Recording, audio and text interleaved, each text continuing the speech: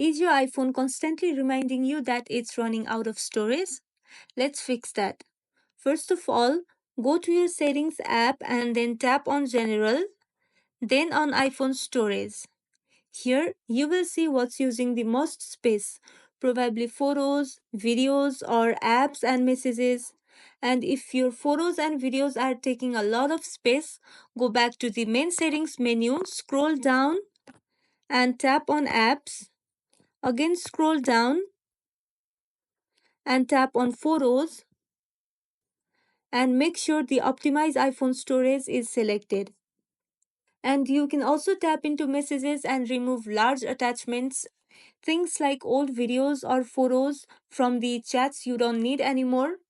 And you can also check the Photos app and scroll down to recently deleted and clear all the recently deleted pictures and videos from there too.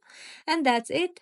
That's all for today's video. Thank you all for watching till the very end and stay tuned for our next upload.